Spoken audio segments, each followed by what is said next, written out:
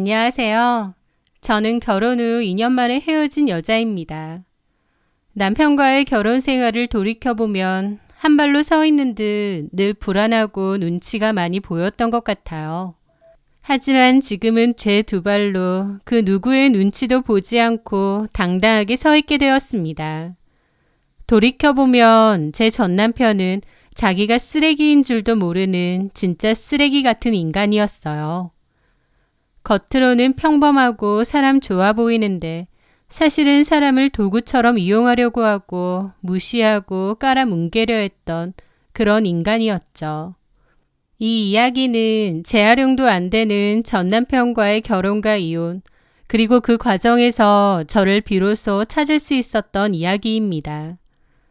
결혼 전 저는 작은 마케팅 회사에 다니는 평범한 직장인이었습니다. 월급은 200 정도로 많지는 않았지만 그래도 저는 제 일이 좋았습니다. 아이디어를 내고 마음 맞는 동료들과 머리를 맞대고 캠페인을 기획하며 성과를 만들어내는 과정은 일에 대한 즐거움과 성취감을 주었거든요. 그리고 퇴근 후에는 저만의 작은 세상도 있었습니다. 오래된 저의 취미인데요. 바로 인형 드레스를 제작하는 것이었죠. 한 뼘도 안 되는 작은 옷에 섬세한 레이스와 반짝이는 비즈를 엮어 세상에 하나뿐인 드레스를 만드는 그 시간은 낮 동안의 스트레스와 피로를 잊게 해주는 온전한 치유와 행복의 시간이었습니다. 저는 SNS에 작품 사진을 이따금씩 올리곤 했는데 그 사진들을 보고 몇몇 분들이 제가 만든 드레스에 관심을 가져주셨어요. 그래서 판매도 했었고 그러면서 달에 5, 60만 원 정도 소소하게 부수입도 있었습니다. 그 돈은 단순한 용돈이 아니었어요. 제가 정말 사랑하고 즐거워하는 취미로 번 돈이었기에 더 큰 의미였죠. 남편은 유명 건설회사에서 일하는 직장인이었습니다. 지인의 소개로 만났는데 듬직하고 유머러스한 성격이었어요. 다정다감하고 저한테도 정말 잘해서 주변 친구들이 다 사랑꾼 같다고 할 정도였죠. 그 남자는 말도 예쁘게 하는 편이었고 제 취미 활동도 존중해 주었습니다. 누군가는 저보고 나이가 몇인데 아직도 애들 인형놀이 소꿉장난이나 하느냐 하겠지만 그 남자는 저보고 대단하다며 손재주가 좋다고 칭찬해주고 멋지다고 해주었죠. 와, 진짜 대단하다. 이렇게 섬세하게 잘 만들다니. 이건 진짜 예술이야. 에이, 더 잘 만드는 사람도 많은데 뭐. 물론 그런 사람들도 있겠지만 자기는 회사 다니면서 이렇게 하는 거잖아. 내가 잘은 몰라도 자기가 정말 실력자라는 건 알겠다. 마케팅 회사에만 있기엔 너무 아까운 재능 아니야? 그 남자의 너스레에 저는 민망한 듯 웃었지만 기분도 좋았습니다. 그런 그의 다정함에 끌려 저희는 자연스럽게 결혼도 하게 되었습니다. 그런데 결혼하고 두어 달 정도 지났을 때였어요. 남편이 갑자기 할 얘기가 있다고 하더라고요. 자기야, 나 부탁할 게 있는데 뭔데? 내가 생각해봤는데 자기 회사 그만두는 게 어때? 어? 회사를 갑자기? 왜? 생각지도 못한 말이라 놀랐죠. 요즘 남자들은 더 맞벌이를 원하잖아요. 저도 회사 생활에 만족하고 있고 현재 아이가 생긴 것도 아니고 당연히 회사를 계속 다닐 생각이었는데 저보고 일을 그만두는 게 어떻냐는 겁니다. 내가 전부터 바라던 게 있거든. 힘든 회사를 마치고 집에 돌아왔을 때 사랑하는 와이프가 따뜻한 미소로 나를 반겨주는 그런 로망. 집에서는 된장찌개 냄새나고 와이프가 나보고 수고했다고 해주고 그런 거 있잖아. 근데 우리 결혼하고 나서 보니까 각자 일하는 거 바쁘고 야근하느라 얼굴 보기도 힘들고 좀 그래. 그리고 솔직히 자기를 위한 것도 있어. 나를 위해서? 어, 솔직히 자기 그 작은 월급 받으려고 아침 일찍부터 일어나서 10,000원 지하철 시달리고 상사랑 클라이언트한테 싫은 소리 듣고 피곤해 할 때마다 내 마음이 찢어질 것 같아. 자기가 나랑 결혼했으니 그런 스트레스나 고생 안 했으면 좋겠어. 에이, 스트레스야. 어느 회사를 다니든 다 있지. 나도 스트레스 받을 때도 있지만 일하다 보면 당연한 거고 또 그렇게 힘들지 않아. 자기가 나 위해주는 건 고맙지만 그래도 아직 신혼이고 두 사람이 버는 게 낫지 않나? 자기야, 나 월급 작지 않잖아. 알지? 그건 알지. 남편의 월급은 500 정도 됩니다. 적은 월급은 아니지만 이왕이면 저도 같이 버는 게 좋잖아요. 하지만 남편은 극구 제가 일을 그만뒀으면 하더라고요. 자기 그동안 너무 고생 많이 했어. 결혼했으니 집에서 좀 쉬면서 자기가 좋아하는 그 취미도 여유 있게 하는 게 좋을 것 같아. 늘 야근에 찌들려서 여유롭게 취미 활동도 못 하잖아. 나는 자기한테 휴식을 주고 싶어서 그래. 나는 비록 못 쉬지만 자기한테는 휴식을 주고 싶고 그러면서 나도 대리만족을 하고 싶단 말이야. 서로 일에 찌들어서 피곤하면 괜히 예민해지고 그러잖아. 그러지 말고 한 사람은 좀 쉬는 것도 좋을 것 같아. 응? 그의 설득은 너무나 달콤하고 로맨틱했습니다. 제 힘든 상황을 알아주고 제 소중한 취미까지 여유 있게 하라며 응원해주는 그의 모습에 저는 깊이 감동했습니다. 저도 당연히 회사 일에 지치고 힘들 때도 많았거든요. 남편이 이렇게까지 말하니 나도 그럼 당분간은 쉬면서 취미 활동에도 전념하고 또 안정적인 가정을 위해서 노력해봐야겠다 싶기도 했어요. 그래서 결국 직장을 그만두었죠. 이제 더 이상 회사를 다니지 않으니 남편보다는 제가 더 집안일에 신경을 써야 될 거고 또 틈틈이 취미 활동도 병행해야겠다 그렇게 생각했습니다. 그런데요. 막상 일을 그만두고 집에 있게 되면서부터 남편이 저를 대하는 태도가 달라지기 시작했습니다. 가장 크게 달라진 건 집안일이었어요. 결혼하고 제가 일을 그만두기 전인 2달 정도까지는 집안일을 분배해서 했습니다. 둘 다 맞벌이니까 시간이 없었기에 자연스레 집안일은 나눠서 했죠. 누가 더 많이 하고 적게 하고 그럴 때도 있었지만 부부 사이에 그런 게 중요한가요? 시간 되는 사람이 자연스레 더 많이 한다고 생각했습니다. 그리고 그때쯤 저는 야근이 많았기에 남편이 자연스레 집안일을 좀 더 하기도 했어요. 그런데 제가 사직서를 내고 집에 있기 시작한 날부터 남편은 집안일에는 정말 손 하나 까딱하지 않더라고요. 마치 집안일은 제 일이고 자기는 전혀 할 이유가 없다는 듯 선을 긋는 느낌이었죠. 그 시작은 회사를 그만두고 맞이한 첫 평일이었습니다. 저녁에 퇴근하고 남편이 돌아왔고 저는 남편이 그토록 원했던 로망을 들어주고자 된장찌개를 끓이고 현관문까지 마중을 나갔습니다. 왔어? 고생했어. 남편은 그렇게 들어왔는데 갑자기 피곤하다며 소파에 벌러덩 앉더니 양말을 벗고는 그걸 그냥 바닥에 놔두는 거예요. 그 전에는 그렇게 하지 않았거든요. 갑자기 그러길래 좀 황당했죠. 자기야, 양말을 거기 두면 어떡해. 나 오늘 너무 피곤해서 자기가 좀 치워주라. 내가? 좀 황당하더라고요. 저는 저녁 식사 준비를 하고 있는데 저보고 치워달라고 하니까요. 하지만 별것 아닌 일이었기에 그냥 양말을 치워주었습니다. 그 뒤로 남편은 계속 소파에 드러누워 있더라고요. 평소 같으면 자기도 와서 좀 돕고 그랬을 텐데 소파에 들어 누운 채로 꼼짝도 하지 않는 겁니다. 뭐지 싶어서 일단 밥상을 차렸어요. 남편이 자리에 와서 앉더라고요. 와, 맛있겠네. 먹어봐. 내가 요리 실력이 좋지는 않아서 맛있을까 모르겠어. 자꾸 하면 늘겠지 뭐. 남편은 식사를 하더라고요. 그런데 반찬에는 손도 안 대고 찌개만 먹는 겁니다. 그래서 제가 물어봤죠. 자기야, 반찬은 왜 안 먹어? 자기가 좋아하는 거잖아. 그러자 남편이 그러더라고요. 이 반찬들 아침에도 똑같이 차려준 거 맞지? 맞아. 자기야, 나 있잖아. 사실은 냉장고 안에 한번 들어간 음식 안 좋아해. 어? 내가 비위가 좀 약하거든. 나는 간 만든 반찬 아니면 영 손이 안 가더라고. 그래서 안 먹었어.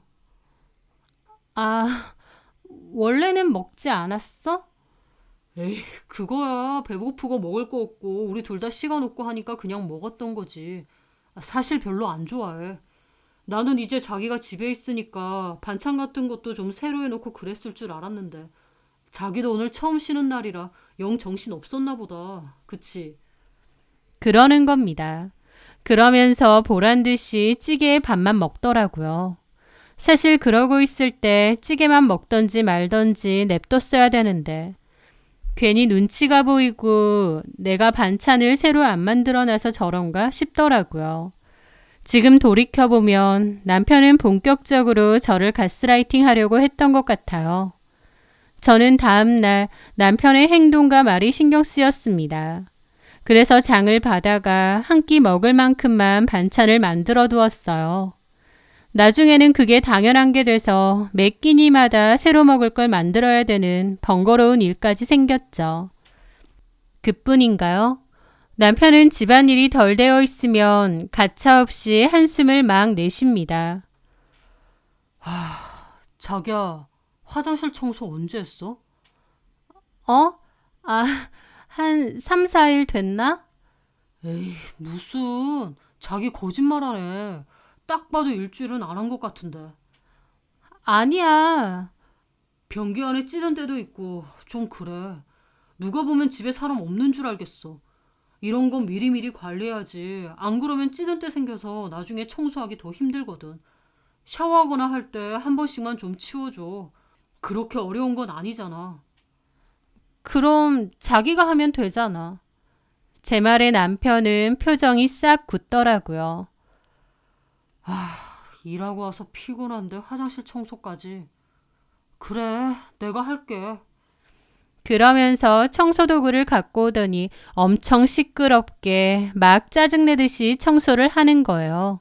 저 들으란 듯이요. 막 한숨 쉬고 땀 훔치고 사람 눈치 제대로 보게 만들더라고요. 그게 싫다 보니 그냥 그 뒤로 자주 청소를 했습니다. 화장실뿐만 아니라 온 집안을 신경 써서 치우게 됐어요. 집안일이라는 게 본격적으로 해보니 시간이 상당히 많이 소요되더라고요. 둘이서 맞벌이 할 때는 가끔 따로 돈 주고 청소업체 불러서 한꺼번에 치울 때도 있었는데 이제는 그런 것도 없이 제가 하루 종일 집을 치우고 닦아내야 했습니다. 그렇게 저는 매일매일 남편 눈치를 보며 집안일에 신경을 써야 했고 그러면서 깨닫게 되었죠. 남편이 말했던 그 결혼 로망이라는 게 사랑하는 와이프를 쉬게 하는 게 아니라 남편 본인을 위한 한여를 드리는 것이었다는 걸요. 그는 합리적이라는 말을 방패 삼아 모든 가사노동을 제게 떠넘겼습니다. 제가 따로 일을 하지 않고 집에 있기 때문에 당연히 제가 해야 된다고 생각하는 듯 했어요. 저도 집에 있기 때문에 제가 전업으로 좀 더 신경 쓸 생각은 있었지만 남편이 손 하나 까딱 않고 저를 당연히 하녀처럼 부려도 된다는 건 아니었습니다. 남편은 제 생각 이상으로 야비하고 가스라이팅에도 능한 사람이더라고요. 집안일만 문제가 아니었습니다.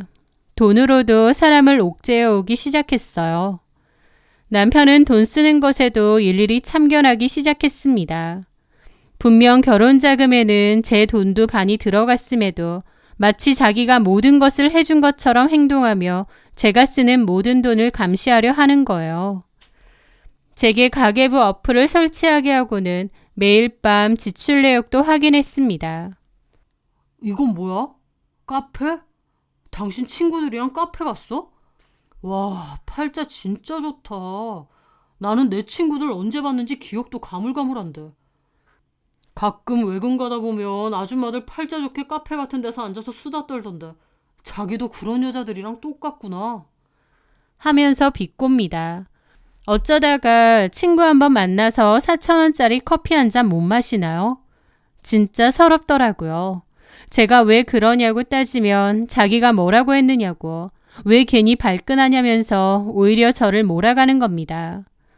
저는 원래 사치라고는 해본 적이 별로 없습니다. 무력도 없고 옷이나 가방에 관심도 없는 편이고요. 취미 활동에는 돈을 좀 쓰지만 그 외에는 돈을 그렇게 쓰는 편이 아니에요. 결혼하고 나서도 똑같았습니다. 웬만하면 옷도 입는 거 입고 뭔가를 살 때 세일 기간을 잘 활용하고요. 그러니까 저는 그렇게 사치스러운 성격이라거나 돈을 펑펑 쓰는 성격이 아니에요. 그런데도 남편은 왜인지 매달 생활비를 야금야금 줄이며 저를 압박하기 시작했습니다. 제가 자꾸 돈을 많이 써서 힘들다는 식으로 은근히 눈치를 주면서 생활비를 야금야금 줄였던 거죠. 그게 얼마나 스트레스던지요. 자기 월급 많다고 외벌이 충분하다면서 저보고 일 그만두라고 할 땐 언제고, 이제는 돈 쓰는 걸로도 눈치를 주는 거예요. 그러다가 결정적인 일이 있었습니다. 한 번은 남편의 회사 사람들과 부부 동반 모임을 한 적이 있는데요. 거기서 남편이 다른 사람들 앞에서 저를 공개적으로 깎아내렸거든요. 한 동료의 아내가 회계사라서 돈을 잘 번다고 했는데 남편은 더욱 과장되게 박수까지 치며 그러는 겁니다. 이야, 부럽다. 진짜 최고의 아내감이시네요. 요즘은 여자도 본인 능력이 있어야 하는 것 같아요. 요즘 맞벌이 안 하는 집이 있나요? 어지간한 부자 아니고서야 맞벌이 필수인데. 최 과장님 아내분은 돈 잘 버는 직업이라 아주 든든하시겠어요. 와, 진심으로 부럽네. 나만 시대를 역행하는 것 같아. 그러면서 저한테 그러는 겁니다. 우리 자기는 내가 벌어다주는 월급으로 집에서 푹 쉬니까 좋지. 자기가 제일 좋은 팔자야. 자기가 행복하면 난 그걸로 됐어. 그러는 겁니다. 그 말에 다른 회사 사람들도 와하하 웃고요. 하지만 저는 웃음이 전혀 나오지도 않았고 오히려 얼굴이 화끈거리고 너무 불쾌하더라고요. 자기가 그렇게 저보고 일 그만두라고 해놓고 다른 사람들 앞에선 결혼하자마자 남편만 믿고 일 덜컥 그만두는 그런 사람처럼 만들고 있는 거예요. 집으로 돌아오는 차 안에서 저는 너무 기분이 나빠 남편에게 따졌습니다. 오늘 사람들 앞에서 어떻게 그런 식으로 말할 수 있어? 애초에 당신이 일 그만두라고 했잖아. 왜 이렇게 발끈해? 그냥 웃자고 한 소린데. 사람들 앞에서 나 까내려 놓고 그게 웃자는 소리야? 진짜 왜 그러는 거야? 나 그냥 다시 일 구해볼게. 그걸 원하는 거지. 자기야, 왜 이렇게 예민하게 굴어? 자기 이러는 거 자격지심이야. 아까 최 과장님 와이프가 돈 잘 번다고 하니까 자기 괜히 긁힌 거야? 나 그런 거 안 중요해. 대신 자기는 집안일 열심히 하고 내조 잘해주잖아. 나 그거면 됐어. 뭘 그거면 돼. 다른 사람들 앞에서 나 개망신 줘놓고. 뭔 개망신이야. 그거 진짜 자기 자격지심이라니까. 라는데 어이가 없었죠. 됐어. 나 다시 일자리 알아볼게. 그게 맞는 것 같아. 저보고 자격지심 아니냐는 식으로 몰아가는데 기가 막혔죠.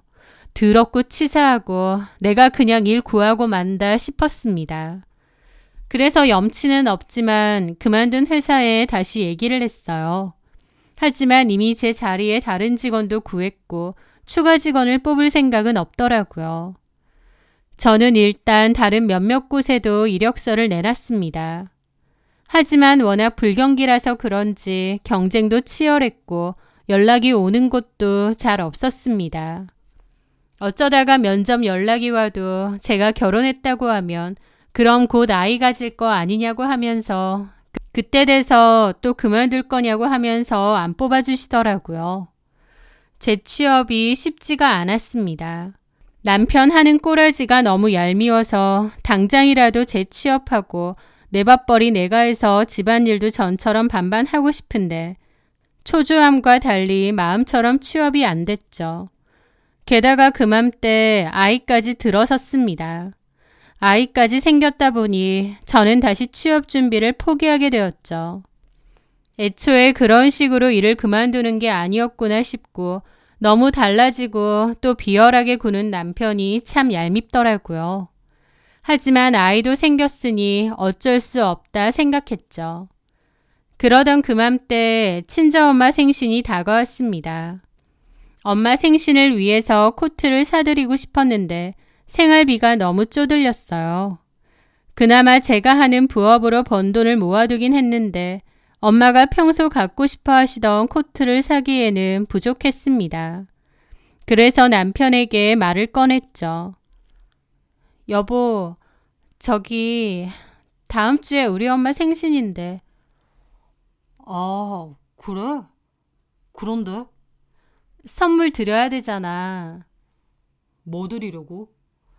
엄마가 전에 갖고 싶어 하던 코트가 있는데 그거 사드리고 싶어. 그 말에 남편은 미간을 확 찌푸리더라고요. 코트? 요즘 코트 비싸잖아. 내가 좀 모아둔 돈이 있긴 한데 생활비 말고 따로 30 정도만 더 주면 그거 보태서 사드리면 될 것 같아. 그런데 제 말에 남편은 기다렸다는 듯이 숟가락을 내려놓고 한숨을 쉬더라고요. 자기야, 자기는 내가 밖에서 힘들게 돈 벌어다 주니까 그게 당연한 건 줄 알지? 어? 집에서 쉬면서 그런 건 다 챙기고 싶어? 라면서 비꼬는데 너무 화가 나고 서럽더라고요. 매번 왜 그래?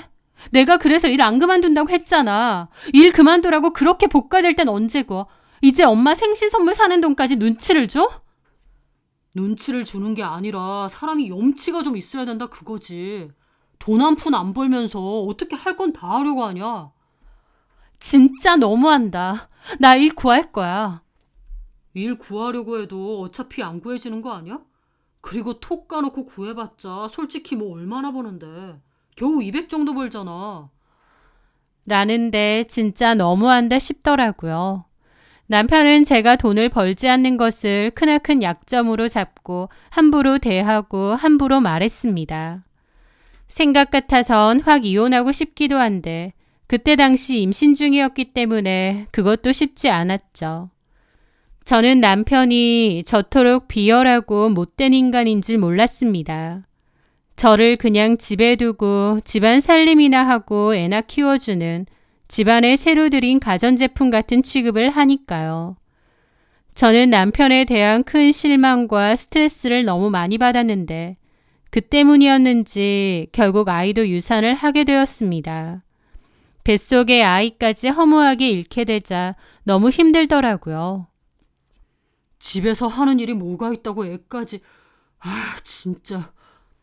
저는 그때 제 멘탈이 완전히 바스러지는 것을 느꼈습니다. 며칠 식음을 전폐하고 방 안에만 틀어박혀 있었습니다. 남편은 그런 저를 보고도 혀를 차며 언제까지 저러고 있을 거냐고 비난할 뿐이었습니다. 남편에게 너무 오랫동안 가스라이팅을 당해왔던 건지 다른 생각은 하기 힘들었고 정말 남편 말대로 제가 쓸모없고 가치없는 인간 같다는 생각이 많이 들었어요. 저는 집에서 하루 종일 집안일하고 남편을 위한 식사 준비를 하고 남편이 주는 적은 생활비에 허리띠를 졸라매며 살았습니다. 똑같이요. 그런데 그러던 와중 저를 걱정한 아는 언니가 저에게 그러더라고요. 서연아, 너 요즘 많이 힘들어 보인다. 너네 남편도 너무하는 거 아니니? 취업도 안 되고 남편 돈 받아서 쓰는 거니까 남편 의견을 따르며 살아야지 뭐. 그런 게 어딨어. 이렇게 존중받지도 못하고 사는데. 저기 그러지 말고 취업이 안 되면 다른 식으로 돈을 벌어봐.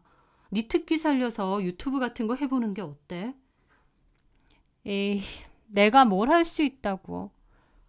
왜? 너 인형 드레스 이런 거 잘 만들잖아. 그런 취미 영상 올리는 사람들도 많아.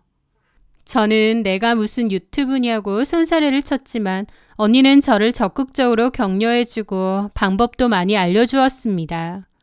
그렇다 보니 저는 그래 뭐라도 해보자는 심정이었고 인형 드레스 만드는 방법, 노하우 등을 올리는 유튜브를 시작하게 되었습니다. 거기에는 그 언니의 도움도 컸죠. 그런데 가벼운 마음으로 올리기 시작한 영상이 대박이 났습니다. 특히 해외 구독자가 정말 많았어요. 몇 개의 영상이 특히나 큰 인기를 끌었고 구독자가 폭발적으로 늘어났습니다. 그러면서 관련 광고 제의도 많이 들어오고 조회수 수익도 높아졌죠. 그렇게 되니 저도 너무 재밌고 신나더라고요. 나중에는 좀 본격적으로 하게 되었는데 그걸 본 남편이 불만이 많았습니다. 왜 허구한 날 방구석에서 그러고 있느냐고요. 제가 유튜브를 한다고 했는데 그 정도로 잘 되고 있는지 몰랐던 남편은 아무나 하면 다 잘 되는 줄 아느냐고 괜히 장비니 뭐니 하면서 돈 날리지 말고 가만히 있으라고 비꼬기까지 하더라고요. 저는 그런 남편에게 매일같이 실망하면서도 제가 하는 일이 잘 되는 것에 너무 큰 즐거움과 행복을 느꼈습니다. 그리고 더 이상 제 일에 대해서는 남편에게 말하지 않았어요. 남편도 궁금해하지도 않았고 저도 말하고 싶지 않더라고요. 그러다가 나중에 제 수입으로 저희 부모님 결혼기념일에 여행을 보내드리게 되었습니다. 그런데 남편이 그 사실을 알게 됐고 생난리를 치더군요. 장모님 장인어른 여행을 보내드렸다고? 뭐 하는 짓이야? 내 카드라도 긁은 거야? 아니면 내가 주는 생활비 따로 비상금으로 모아두기라도 한 거야? 나한테 맨날 생활비 없다고 징징거리더니 딴 주머니라도 찬 거냐고. 라면서 따지는데 어이가 없었죠. 장모님 장인어른 여행 보내드렸다고 저렇게 생난리를 치면서 딴 주머니 찾느냐 하는데 딴 주머니 차고 말고 할 정도의 생활비라도 준 적이 있나요? 어이가 없었습니다. 그런데 화는 안 났습니다. 남편에게 더 이상 실망도 안 느껴졌거든요. 모든 정이 다 떨어진 듯 했습니다. 화든 실망이든 감정이 남아있어야 되는 건데 저는 남편이 마치 남처럼 느껴지고 아무런 감정이 없어졌죠. 그래서 저는 남편의 얼굴을 차갑고 평온한 마음으로 바라보았습니다. 당신이 생활비를 뭐 얼마나 줬다고 내가 딴 주머니를 차겠어? 생활비 하는 것도 빠듯해서 내가 그 전에 부업해서 번 돈까지 생활비로 썼는데. 그럼 장모님 장인어른 여행은 어떻게 보내드린 건데? 당신 돈 아니야. 내가 번 돈이야. 뭔 소리야. 자기가 무슨 돈이 있어서. 일도 안 하잖아. 저는 제 유튜브 채널과 함께 통장 잔고를 보여주었습니다. 이게 내 유튜브 채널이고 이게 지난달 내 수입이야. 당신 월급보다 많지? 당신이 쓸모없다고 집에서 비웃었던 그 취미로 내가 번 돈이야. 그는 화면에 찍힌 숫자를 보고는 자신의 눈을 의심하며 몇 번이고 다시 확인했습니다. 그의 얼굴에서는 분노가 사라지고 경악과 당혹감이 가득하더라고요. 자기 유튜브가 그렇게 잘 됐어? 난 여태까지 몰랐네. 왜 얘기를 안 했어? 나한테 더 이상 생활비 줄 필요 없어. 내 돈은 내가 알아서 쓸게. 당신 돈도 당신이 알아서 써. 그리고 집안일에도 나 더 이상 신경 못 써. 필요한 건 각자 하자 이제. 왜 그래? 돈 안 벌어올 거면 집안일 하라며. 나 이제 당신보다 잘 벌어. 내가 더 이상 전적으로 집안일 할 필요 없잖아. 아니면 당신이 집안일 하던가 내가 생활비 줄게. 그랬더니 남편 표정이 엄청 안 좋더라고요. 그러면서 아니, 당신이 벌어서 당신 부모님한테만 쓰는 거면서 그게 나랑 뭔 상관이라고 집안일은 못하겠대. 집안일은 당신이 하기로 했잖아. 그렇게 할 것 같으면 우리 부모님한테도 똑같이 쓰던가. 우리 아빠 가뜩이나 요즘 차 바꾸고 싶어 하시는데 돈 잘 버는 당신이 차 좀 바꿔줘. 엄마도 냉장고 바꿔야 된다는데 그것도 좀 사주고. 이제 돈 잘 번다는데 우리 집 식구들한테 뭘 좀 해주면 좋잖아. 라는데 어이가 없었지만 뭐라고 하나 어디 보자 싶어서 남편의 말을 끊지도 않고 끝까지 들었습니다. 제 마음속에서는 이 인간과의 관계는 정말 끝났다는 생각이 들더라고요. 그런 거 대신 이건 내가 줄 수 있어. 저는 제 가방에서 미리 준비해온 서류 봉투를 꺼내 테이블 위로 던졌습니다. 남편은 의아한 표정으로 봉투를 열었고 그 안에는 이혼 서류가 들어있었습니다. 남편의 얼굴은 순식간에 구겨지더라고요. 이게 뭐야? 이혼? 그래, 나 전부터 생각했어. 당신하고 못 살겠어.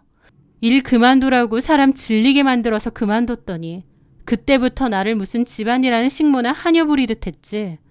우리 엄마 생신날 선물 하나 드리고 싶다 하니까 돈도 안 버는 주제에 챙길 건 다 챙기고 싶냐고 한 게 당신이야.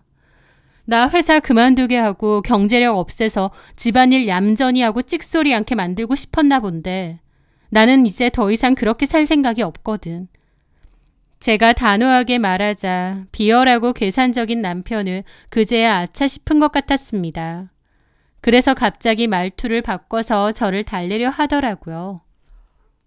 자기야, 왜 그래? 나한테 섭섭한 게 많았던 모양인데. 그래, 내가 미안해. 근데 나는 자기가 말했던 것처럼 그런 의도가 아니었어. 그냥 자기를 좀 더 편하게 해주고 싶고 취미 활동에 좀 더 전념할 수 있게 해주고 싶었던 것뿐이야. 그래서 자기가 이렇게 유튜브로 성공도 하고 그런 거잖아. 우리 부모님 얘기는 그냥 순간적으로 섭섭해서 나온 얘기고 그냥 없던 일로 해. 장모님 장인어른 여행 잘 보내드렸어. 언제 가셔? 나도 용돈이라도 좀 보내드리게. 라면서 뒤늦게 태세 전환을 하는데 너무 가증스럽고 싫더라고요. 저는 아무 말 하지 않고 방으로 들어갔습니다. 그리고 조용히 캐리어에 제 짐 챙겨서 나왔어요. 남편은 식겁했지만 저는 저 이혼 서류가 내가 할 수 있는 대답이라고, 당신은 아내가 아니라 집안일 해주고 당신 밥 차려줄 하녀가 필요했던 것 같다고, 근데 나는 더 이상 그렇게 안 살 거라고 그렇게 말을 하고 나왔습니다. 그 후에 남편이 이혼 협의를 안 했기 때문에 소송까지 들어갔고 나름 치열하게 싸우기도 했습니다. 그게 힘들기도 했지만 또 한편으론 제 이름으로 된 인형 드레스 브랜드도 런칭했는데 해외 팬들에게도 인기가 아주 많았습니다.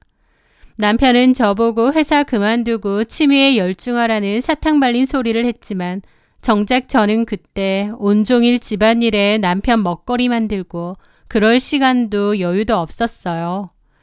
오히려 남편하고 이혼 준비를 하고 혼자 지내게 되면서 제가 하고 싶었던 일에 온전히 집중할 수 있게 되었죠.